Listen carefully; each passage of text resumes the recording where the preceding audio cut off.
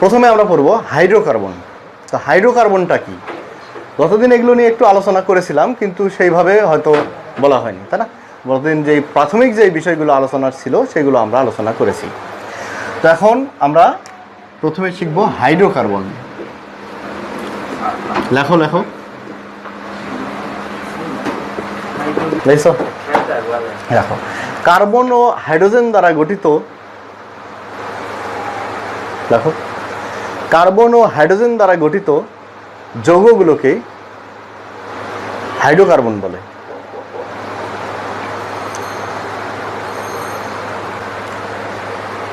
আচ্ছা, যেমন যেমন মিথেন, ইথেন ইত্যাদি।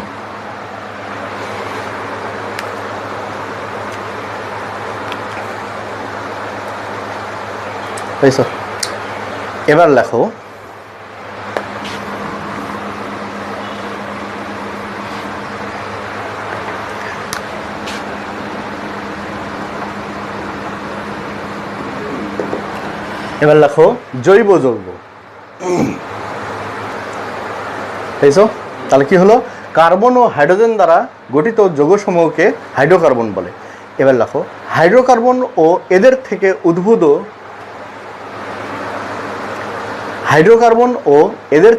উদ্ভূত যৌগসমূহকে জৈব যৌগ বলে। ঠিক আছে? আচ্ছা, লেখা হয়েছে সবার? তাহলে কি হলো?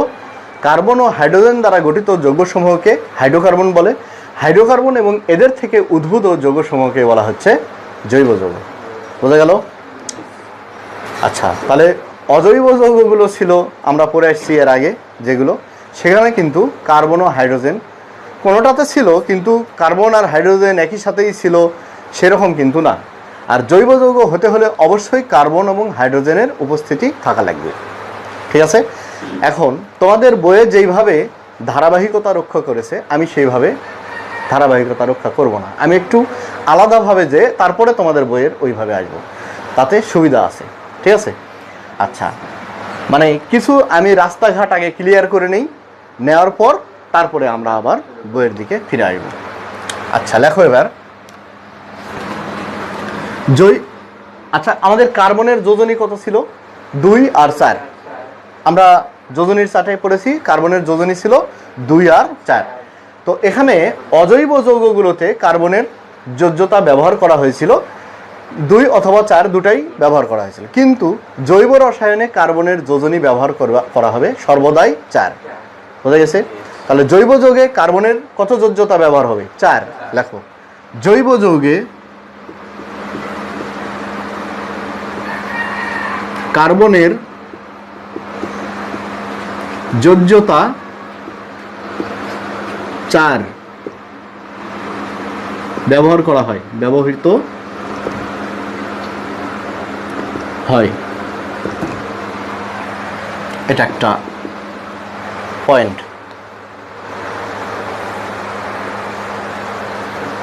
পরিষ্কার? তাহলে জৈব যৌগে, জৈব রসায়নে কার্বনের 4 যোজনী ব্যবহার করা হবে সর্বদাই। সেই যৌগগুলো 4 যোজনী দ্বারা গঠিত হবে।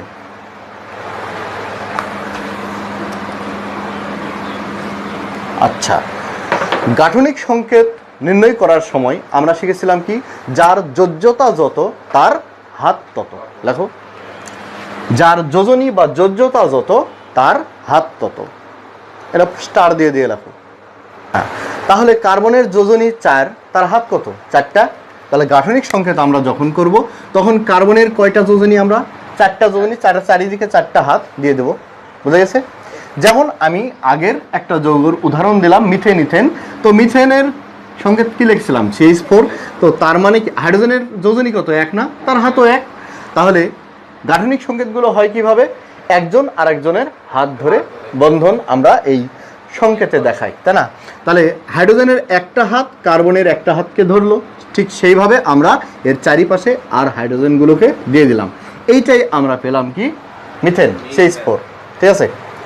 আচ্ছা, তাহলে এইটা হলো তার কি আণবিক সংকেত, এটা হলো তার গাঠনিক সংকেত।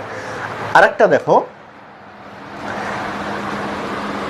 এইটাকে আমরা কিন্তু এবার আরেকভাবে লিখব। কিভাবে লিখব দেখো, এইচ, একটা এইচ এইদিকে থাক, বা আমি ওইদিকে রাখতে পারি, সমস্যা নাই, এদিকেই ওইদিকেই রাখি।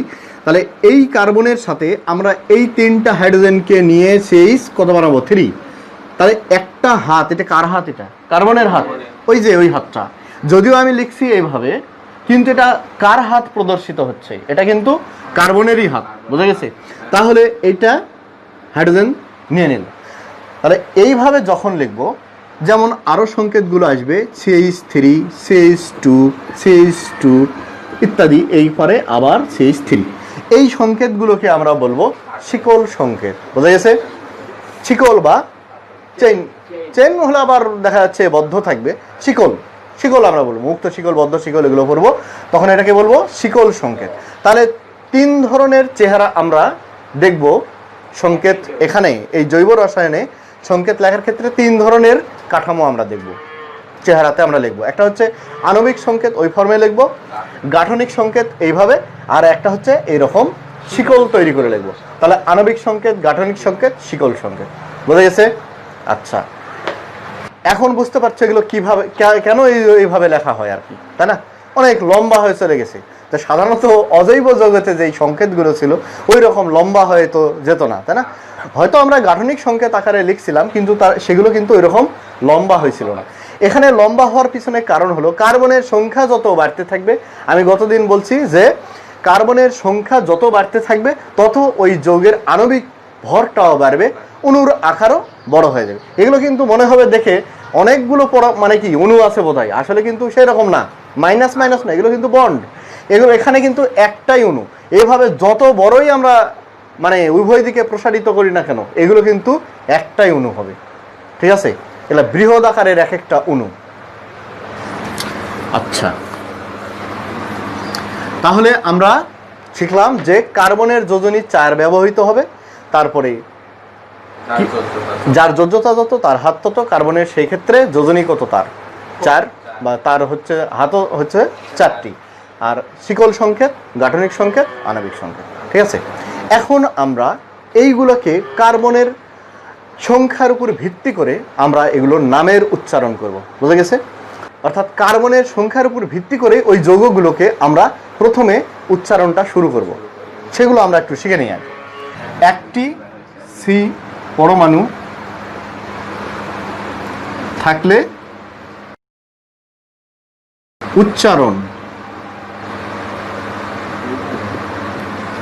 উচ্চারণ মিথ দিয়ে শুরু হবে।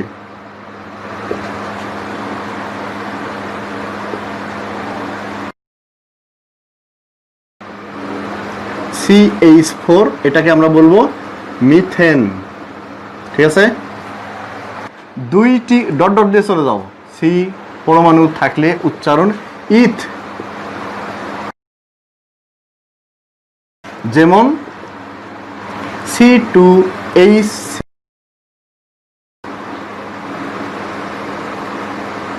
ঠিক আছে? ইথেন।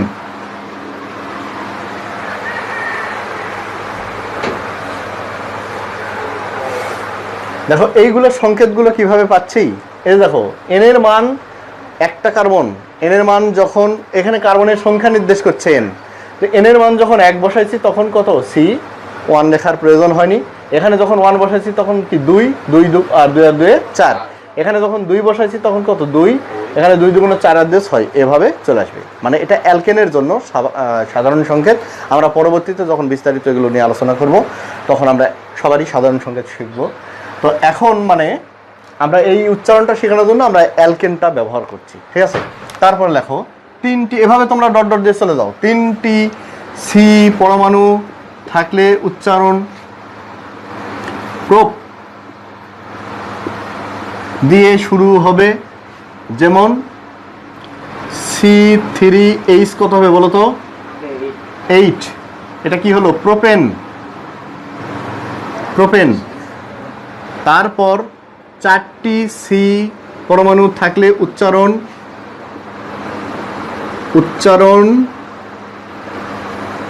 বিউট দিয়ে শুরু হবে, যেমন C4H কত বলো? 10 বিউটেন। তারপরে 5টি কার্বন পরমাণু থাকলে উচ্চারণ পেন্ট দিয়ে শুরু হবে, যেমন C5H আর কি 10 কি 2 করে বাড়ছে না, 12, এটা হলো পেন্টেন। তারপরে এভাবে চলে যাও, 6টি কার্বন পরমাণু থাকলে উচ্চারণ হেক্স দিয়ে শুরু হবে, পেন্টেন, তারপরে হেক্স,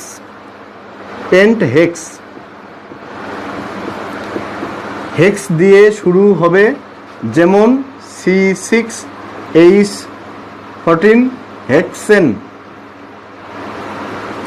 তারপরে 7টি কার্বন পরমাণু থাকলে উচ্চারণ হেপ্ট দিয়ে শুরু হবে, যেমন C7H, তাই না, 16 হেপ্টেন।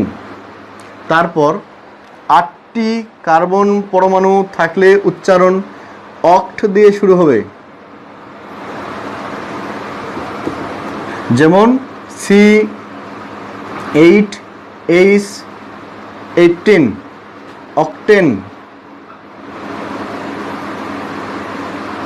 আচ্ছা, তারপর 9টি কার্বন পরমাণু থাকলে উচ্চারণ নন দিয়ে শুরু হবে, যেমন C9H20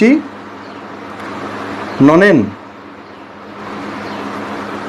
তারপরে 10টি সি পরমাণু থাকলে উচ্চারণ বেক দিয়ে শুরু হবে, যেমন C10H22 ডেকেন। আচ্ছা, আপাতত 10টা লেখো। আচ্ছা, 10-এর পরগুলো সাধারণভাবে আমরা উচ্চতর বলে পড়ব, ঠিক আছে? মানে এগুলোরও আছে, নামকরণ করা আছে মোটামুটি আধুনিক রসায়ন বইগুলোতে, যেগুলোতে 100টা পর্যন্ত কার্বন পরমাণুর আমরা নামটাম পাই, থাকলে কীরকম হয়, হ্যাঁ, সেগুলো আমরা নাই যাই। আমরা মোটামুটি তোমাদের বইগুলোতে যেগুলো মানে এসএসসি লেভেলে যেগুলোতে আমরা এগুলো দেখছি, সেগুলো এর পরেরগুলোকে আমরা উচ্চতর বলে পড়ব জেনারেলভাবে, ঠিক আছে? তাহলে 10-এর অধিক কার্বন পরমাণু থাকলে আমরা উচ্চতর বলে সেটাকে পড়বো। আপাতত এটুকু জানো, ইন্টারমিডিয়েট যায় আর আছে, আমি বলছি 20টা পর্যন্ত নামকরণ, আমি লিখছি না, এগুলো থাক এই পর্যন্ত। তো তাহলে আমাদের এইভাবে উচ্চারণগুলো শুরু করতে হবে, ঠিক আছে? কার্বন পরমাণু গুনব, কয়টা কার্বন আছে, উচ্চারণটা আমরা সেইভাবে শুরু করব। তারপরে কার্যকরী মূলকের উপর ভিত্তি করবে নামের শেষে কি হবে, এগুলো তখন আমরা শিখে নেব, মানে শেষে কি থাকবে, হ্যাঁ, কিন্তু উচ্চারণ শুরু হবে আমাদের এই কার্বনের পরমাণুর সংখ্যার উপর ভিত্তি করে, মিথ, ইথ, প্রোপ ইত্যাদি। এবার একটু শিকল সংকেত লেখানা প্র্যাকটিস করি, কয়েকটা প্র্যাকটিস করো। আমরা আণবিক সংকেত এখানে লিখব, আণবিক সংকেত, তারপরে হলো গাঠনিক সংকেত, আর একটা হলো শিকল, তাই না?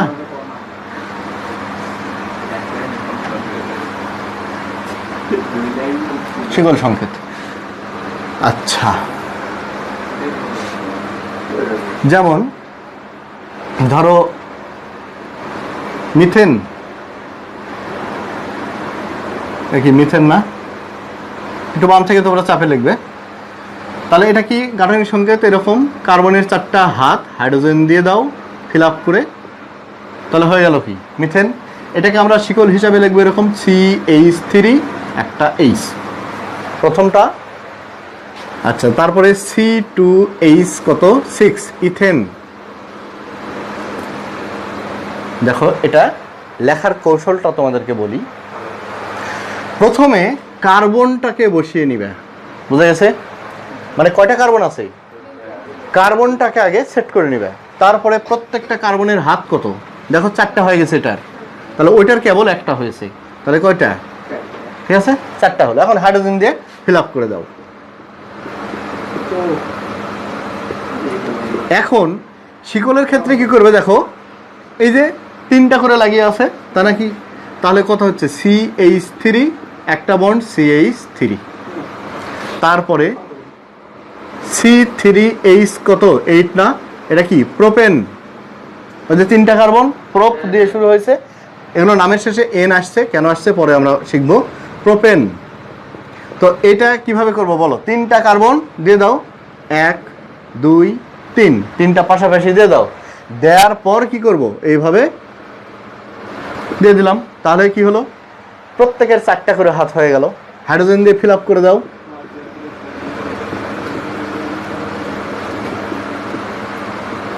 তাহলে শিকলে কি আসছে দেখো, একটা খেয়াল করো, এখানে CH3, মাঝেরটাতে কত 2 না, CH2, শেষেরটাতে কত CH2, মনে রাখবে। এইভাবে শিকল যখন তৈরি করবে, কার্বনের সকল হাতগুলো যদি শুধুমাত্র হাইড্রোজেন দিয়ে পূর্ণ থাকে, মানে এই অ্যালকেনগুলোর ক্ষেত্রে, তাহলে কি হবে, মাঝেরগুলোতে আসবে কি CH2 CH2 CH2 এইভাবে আসবে, আর দুই ধারে 2টা CH3 থাকবে, ঠিক আছে।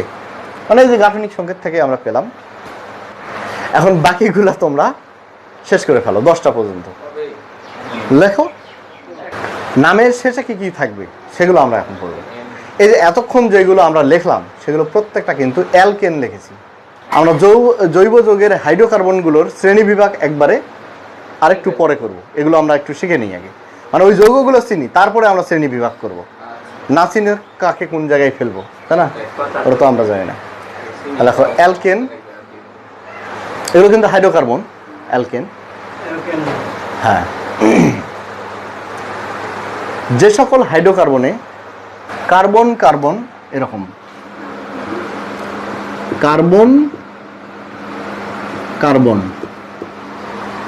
বা ব্র্যাকেটের মধ্যে এরকম লিখতে পারো CC, হ্যাঁ একটা, যে সকল হাইড্রোকার্বনে কার্বন কার্বন একক বন্ধন বিদ্যমান থাকে, এই যে একক মানে 1 বন্ড আর কি, যে সকল হাইড্রোকার্বনে কার্বন কার্বন একক বন্ধন বিদ্যমান থাকে, আসলে এগুলো কিন্তু মুক্ত শিকল। হ্যাঁ, সে সকল মুক্ত শিকল হাইড্রোকার্বনকে, অর্থাৎ এটা হয় এরকম, যে সকল মুক্ত শিকল হাইড্রোকার্বনে, এই শিকলটা কিন্তু লম্বা খোলা হবে, এই যে এতক্ষণ যেগুলো লিখলে আর কি, যে সকল মুক্ত শিকল হাইড্রোকার্বনে কার্বন কার্বন একক বন্ধন বিদ্যমান থাকে তাকে অ্যালকেন বলে। লেখো এদের সাধারণ সংকেত,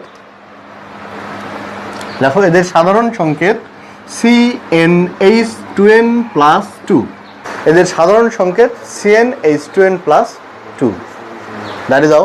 তারপরে লেখো এদের নামের শেষে N উচ্চারণ হয়। আমরা নামের প্রথমে কিভাবে শুরু করব সেটা আমরা শিখে নিয়েছি, এখন নামের শেষে কিভাবে থাকবে, এদের নামের শেষে N উচ্চারণ হয়।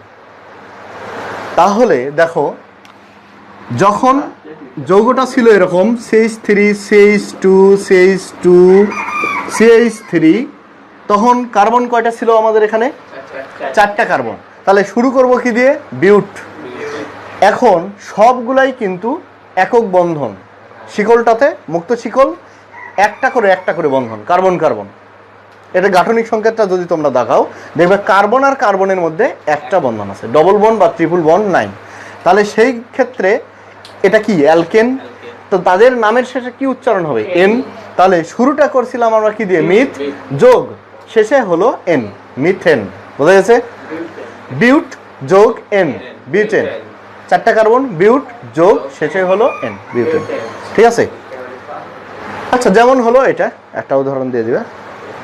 এখন লেখো আমরা পরবর্তীতে এই অ্যালকেন অ্যালকিন আরও যেগুলো আছে এই চ্যাপ্টারে, তোমাদের নবম দশম শ্রেণীতে যতগুলো আছে এগুলোর একটা একটা করে ধরে ধরে এগুলোর প্রস্তুতি, রাসায়নিক বিক্রিয়া, তারপরে ভৌত ধর্ম, রাসায়নিক ধর্ম সব করবো, এভরিথিং। বোঝা গেছে, আগে আমরা এগুলো শিখে নিই। ঠিক আছে, লেখো যে সকল হাইড্রোকার্বনে কার্বন কার্বন একক বন্ধন বিদ্যমান থাকে, কার্বন কার্বন লেখা শিখেছি, কার্বন হাইফেন কার্বন, ঠিক আছে, বা C একটা বন্ড C, এভাবে লিখবা। তাহলে যে সকল হাইড্রোকার্বনে কার্বন কার্বন একক বন্ধন বিদ্যমান থাকে তাদেরকে কি বলবো আমরা? সম্পৃক্ত হাইড্রোকার্বন বলবো। যেমন এর আগে যেগুলো তোমরা প্র্যাকটিস করলা, যে যৌগগুলো লিখলা, অ্যালকেনগুলো সবই কিন্তু এগুলো কী ছিল? সম্পৃক্ত হাইড্রোকার্বন। এখানে কার্বনের মধ্যে কার্বনের মধ্যে একক বন্ধন ছাড়া দ্বিবন্ধন বা ত্রিবন্ধন ছিল না। কিন্তু আমরা এখন দেখব অসম্পৃক্ত হাইড্রোকার্বন। সেগুলো কীরকম? লেখো অসম্পৃক্ত হাইড্রোকার্বন। যে সকল হাইড্রোকার্বনে কার্বন কার্বন একটি, দেখো একটি দ্বি, এরকম দ্বি দয়ে বয়ে হস্যই মানে কি ডবল বন্ড বা ত্রি, ঠিক আছে? তাহলে যে সকল হাইড্রোকার্বনে কার্বন কার্বন একটি দ্বি বা ত্রিবন্ধন বিদ্যমান থাকে, কমপক্ষে একটি দ্বি বা ত্রিবন্ধন থাকলেই সেটা হবে কি? অসম্পৃক্ত হাইড্রোকার্বন। দুটা তিনটা থাক, ওটা আমার দেখার বিষয় নয়। যে সকল হাইড্রোকার্বনে কমপক্ষে বা অন্তত, আমরা ওটা নাইবা লিখি, যে সকল হাইড্রোকার্বনে এক কার্বন কার্বন একটি দ্বি বা ত্রিবন্ধন বিদ্যমান থাকে সে সকল হাইড্রোকার্বনকে কি বলা হবে? অসম্পৃক্ত হাইড্রোকার্বন বলে। যেমন ধরো CH3 CH double bond CH2। দেখো এইখানে এটাকে যদি আমরা গাঠনিক সংকেতে রূপান্তর করি, আগে আমার ভালো ছিল গাঠনিক সংকেত করা, থাক সমস্যা নাই। সি এখানে একটা এইচ দিয়ে দাও, তাহলে কত? এখানে ডবল বন্ড সি, এই কার্বনের সাথে কয়টা? দুইটা লাগিয়ে আছে না? তাহলে দেখো প্রত্যেকটা কার্বনের কিন্তু চারটা হাত মিলতে হবে। তাহলে এখানে কত? চারটা হাত। এখানে কত? চারটা। এই কার্বনেরও চারটা, কিন্তু একটা ডবল বন্ড আছে। তাহলে এই যৌগটা কিন্তু আগে ছিল কি এরকম না? CH3 অ্যালকেনের ক্ষেত্রে CH2 CH3, এটা কার্বন কার্বন কিন্তু ছিল একক বন্ধন। আর এখানে একটা ডবল বন্ড হওয়ার কারণে দেখো এই কার্বনে একটা হাইড্রোজেন খুলে গেছে, ওই কার্বনেও একটা হাইড্রোজেন খুলে যে ওই একটা করে হাত যেটা বেঁচে গেছে সেটা কার্বন কার্বনে যুক্ত হয়ে গেছে। তাহলে কার্বন কার্বন যদি ডবল বন্ড সৃষ্টি হয় তাহলে সেটা হয়ে যাবে কিন্তু অসম্পৃক্ত হাইড্রোকার্বন। বা যদি আরেকটা করে হাইড্রোজেন খুলে দাও তাহলে কি হচ্ছে? দেখো তো এখানে ট্রিপল বন্ড হলো না? তাহলে এটাও কিন্তু একটা অসম্পৃক্ত হাইড্রোকার্বন। তো যখন এরকম দ্বিবন্ধন ছিল তখন এক ধরনের, আবার যখন ত্রিবন্ধন তখন এক ধরনের। এখন আমরা অ্যালকিন আর অ্যালকাইনে চলে যাই, ঠিক আছে? লেখো যে সকল অসম্পৃক্ত হাইড্রোকার্বনে মুক্ত শিকল, অবশ্যই যে সকল অসম্পৃক্ত মুক্ত শিকল হাইড্রোকার্বনে কার্বন কার্বন একটি দ্বি বন্ধন বিদ্যমান থাকে তাদেরকে অ্যালকিন বলে। যে সকল অসম্পৃক্ত মুক্ত শিকল হাইড্রোকার্বনে কার্বন কার্বন একটি দ্বিবন্ধন, এরকম দ্বি লিখবা, দ্বিবন্ধন বিদ্যমান থাকে তাদেরকে অ্যালকিন বলে। দাঁড়িয়ে দাও। এদের সাধারণ সংকেত CnH2n+, সরি 2 তার থাকবে না, ঠিক আছে? এদের সাধারণ সংকেত CnH2n। দাঁড়িয়ে দাও। তারপর লেখো এদের নামের শেষে ইন উচ্চারণ হয়, ইন, ঠিক আছে? এদের নামের শেষে ইন উচ্চারণ হয়। আচ্ছা, এদের নামের শেষে ইন উচ্চারণ হয়। যেমন আমি একটা যৌগ এর আগের যেটা লিখলাম সেটা কি ছিল? CH3 CH double bond CH2। তাহলে এটা কি? একটা দ্বিবন্ধন, তাহলে নামের শেষে ইন। আর এটার কার্বন কয়টা আছে? তিনটা কার্বন থাকলে শুরুটা হবে কি দিয়ে? প্রোপ, তারপরে শেষে এন না হয় কি হবে? ইন। তাহলে উচ্চারণটা হচ্ছে কি? প্রোপ যোগ ইন মানে প্রোপিন, ঠিক আছে? প্রোপিন। আচ্ছা, এগুলা সংখ্যা 1 2 কখন আসবে সেগুলো আমরা ইউপ্যাক পদ্ধতিতে নামকরণ যখন শিখবো তখন আমরা এগুলো করবো, বুঝে গেছে? আপাতত আমরা এইভাবে শিখি আগে, ঠিক আছে? আচ্ছা,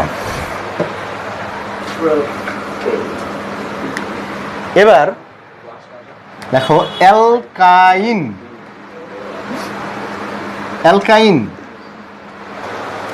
যে সকল অসম্পৃক্ত মুক্ত শিকল হাইড্রোকার্বনে কার্বন কার্বন কার্বন কার্বন ওইভাবে আর কি হাইফেন দিয়ে কার্বন কার্বন একটি ত্রি মানে তিনটা বন্ড, একটি ত্রিবন্ধন বিদ্যমান থাকে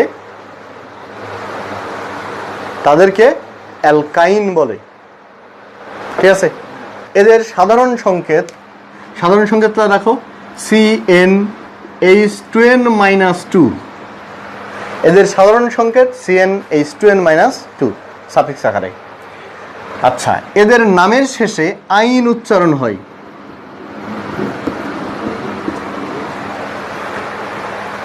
এদের নামের শেষে আইন উচ্চারণ হয়। একটা উদাহরণ দেওয়া যাক, যেমন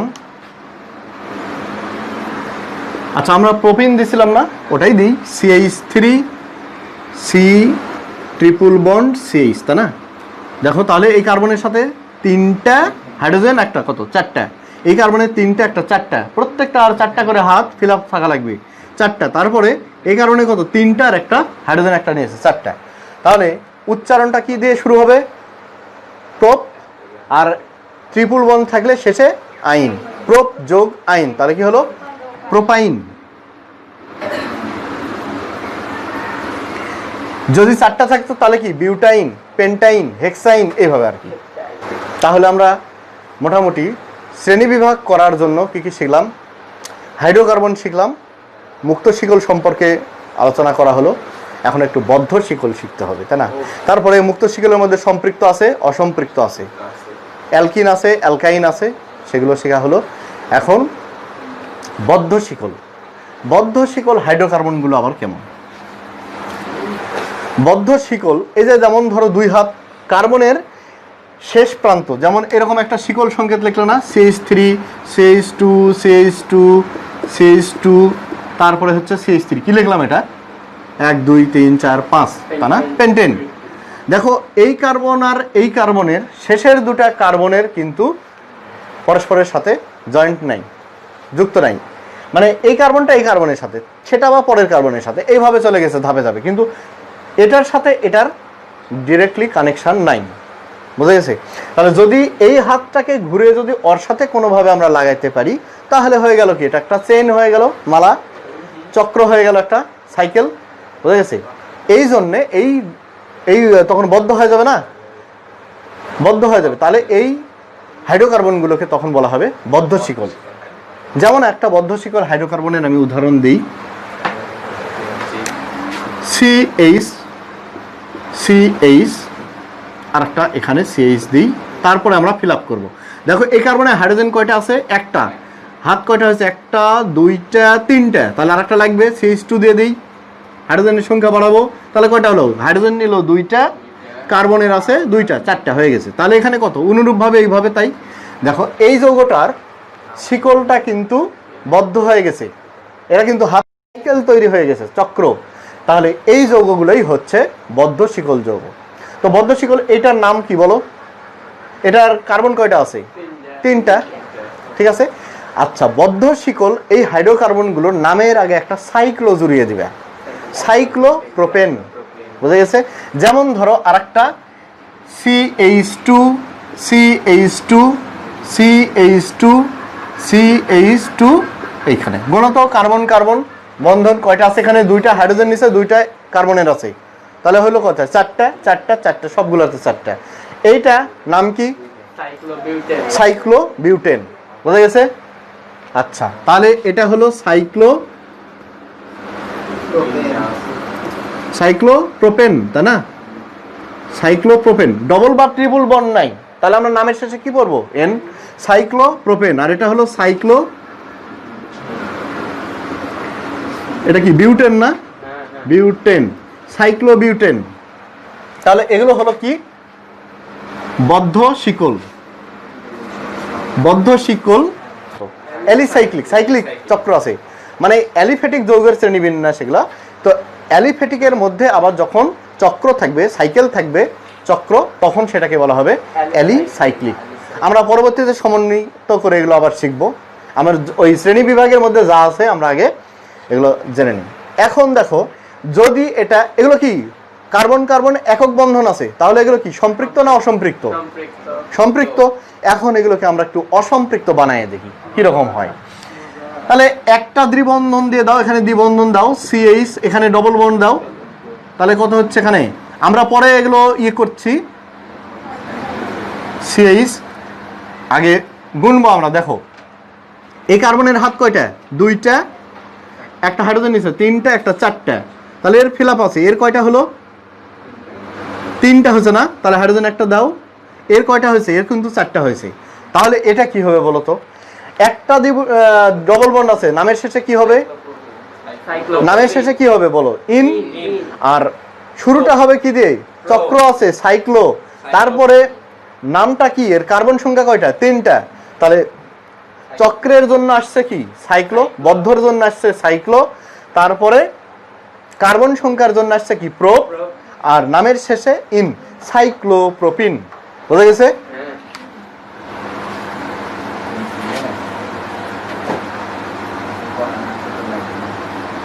সাইক্লোপ্রোপিন।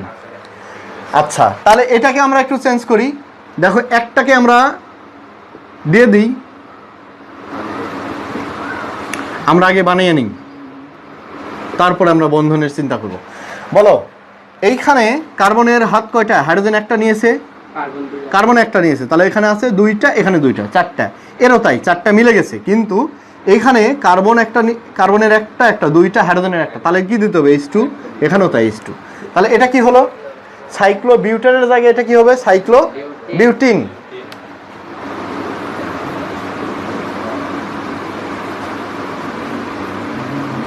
সাইক্লোবিউটিন।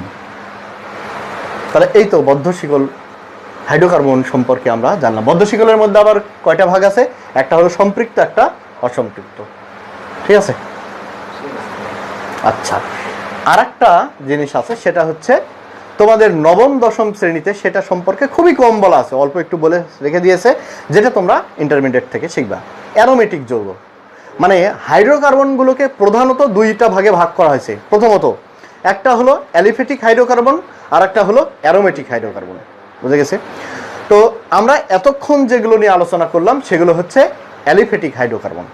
আর আরেকটা সম্পর্কে একটু ইঙ্গিত দেওয়া হয়েছে, সেগুলো তোমরা পরবর্তীতে পড়বা। এই চ্যাপ্টারে মানে নবম শ্রেণীতে এটা নিয়ে ডিসকাস করা হয়নি, এটা রেখে দেওয়া আছে। এটা সম্পর্কে অ্যারোমেটিক যৌগ বিশাল বিশাল, এগুলো অনেক, এগুলো তোমরা ইন্টারমিডিয়েটে যায় শিখবা।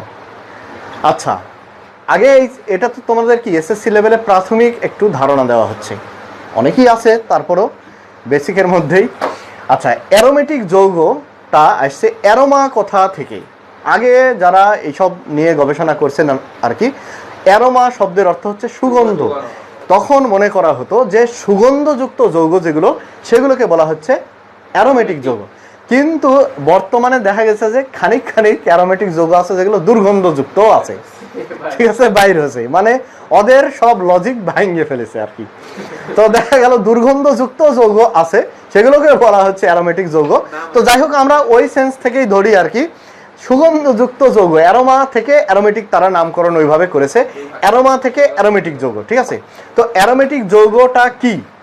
আমরা মানে কি এগুলো, মানে ওই যে অনেকেরই তত্ত্ব সাপেক্ষে এগুলোকে আমরা নামকরণ, মানে অ্যারোমেটিক যৌগ চিনবো, সেগুলো আমরা বাদ দিই।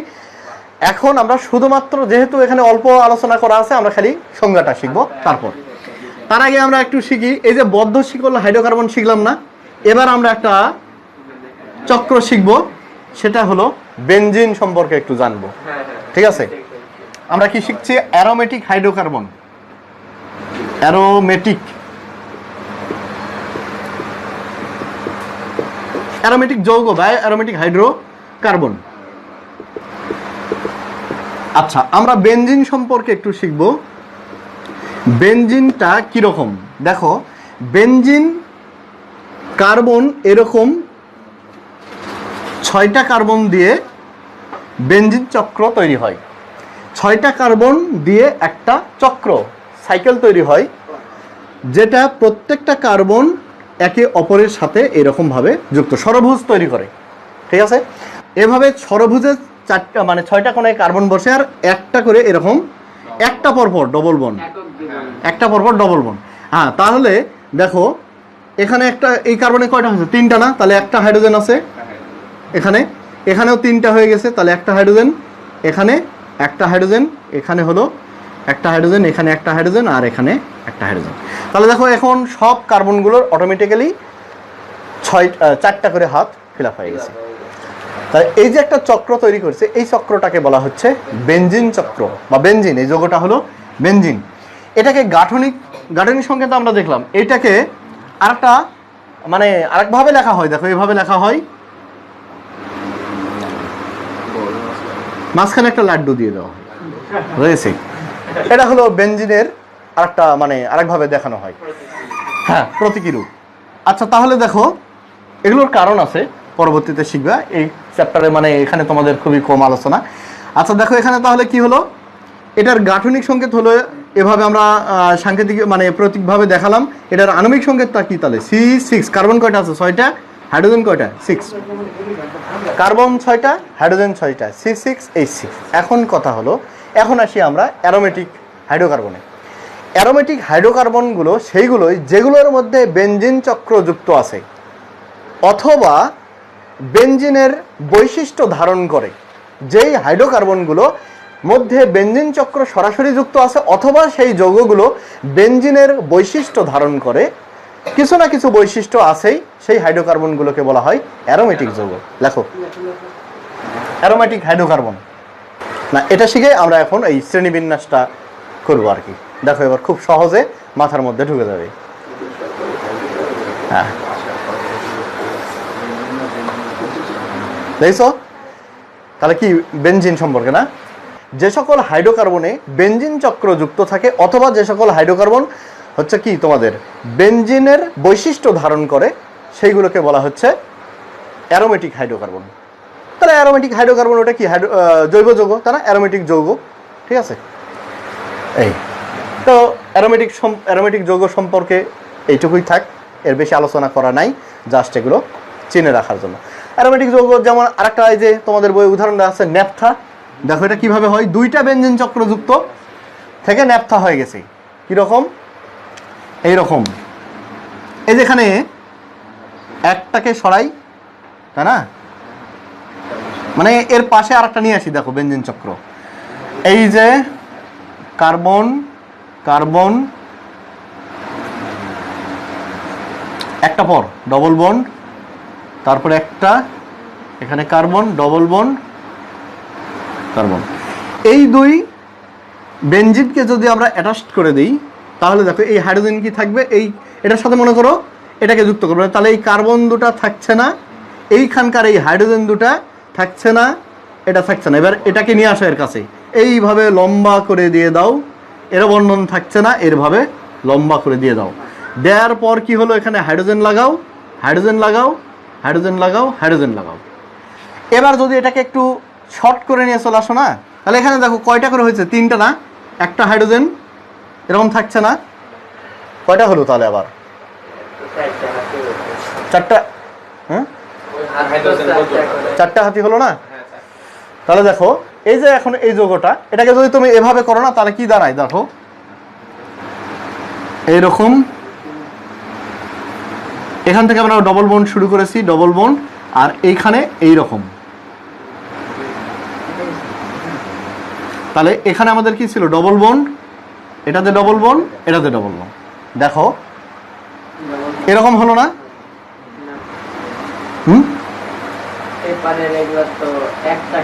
একটা এখানে ডবল বন্ড, তাহলে তো এই হাইড্রোজেন লাগবে না। দাঁড়াও, তাহলে কি ওইটা হলো একটা একটা একটা, ঠিক আছে, ঠিক আছে না? এটা আর কি, মানে 2টা হচ্ছে তোমার কি বেনজিন চক্র অ্যাটাচ করলে এরকম আমরা পাই, এটা হয়ে যাচ্ছে কি ন্যাপথা। আচ্ছা, এবার আমরা আসি শ্রেণীবিন্যাসে, তাহলে আজকে আমাদের এই পাঠটা শেষ হয়ে যাবে। হাইড্রোকার্বনের শ্রেণীবিভাগ বা জৈব যৌগের শ্রেণীবিভাগ। এতক্ষণ কিন্তু আমরা সবগুলো এগুলো পড়েছি।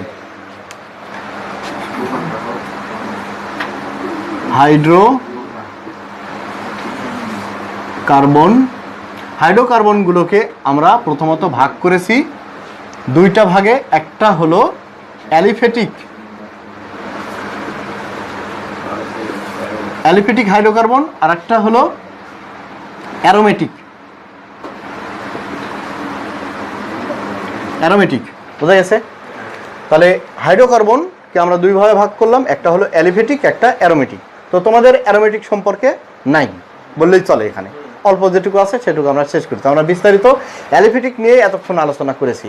তাই অ্যালিফেটিকের মধ্যে আবার কয় ধরনের ছিল? মুক্ত শিকল না? মুক্ত শিকল, আর একটা কি ছিল? বদ্ধ শিকল। মানে অ্যালিফেটিক হাইড্রোকার্বন, এগুলো আমরা লিখছি না, ধরবে না। অ্যালিফেটিক হাইড্রোকার্বন, তার মধ্যে ছিল মুক্ত শিকল হাইড্রোকার্বন, আর একটা হলো বদ্ধ শিকল হাইড্রোকার্বন। এই মুক্ত শিকল আবার কয় ধরনের ছিল? অসম্পৃক্ত, সম্পৃক্ত, সম্পৃক্ত, আর একটা ছিল কি? অসম্পৃক্ত।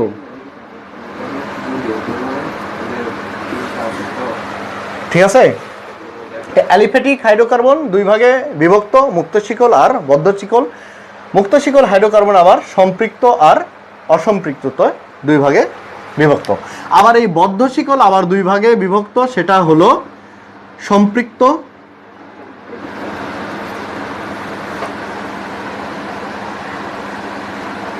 সম্পৃক্ত, আর একটা হলো অসম্পৃক্ত।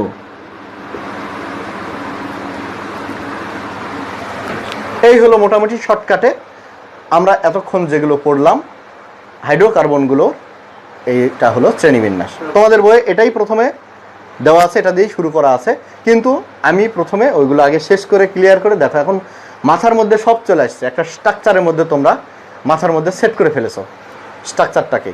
তাহলে আমরা কি পড়েছিলাম? হাইড্রোকার্বন। হাইড্রোকার্বনগুলোকে আবার কি বলা হচ্ছে, বা তাদের থেকে উদ্ভূত যৌগগুলোকে বলা হচ্ছে জৈব যৌগ। তাহলে এই জৈব যৌগ বা হাইড্রোকার্বনগুলোকে আমরা দুই ভাগে ভাগ করেছি, সেটা হলো অ্যালিফেটিক হাইড্রোকার্বন, অ্যারোমেটিক হাইড্রোকার্বন।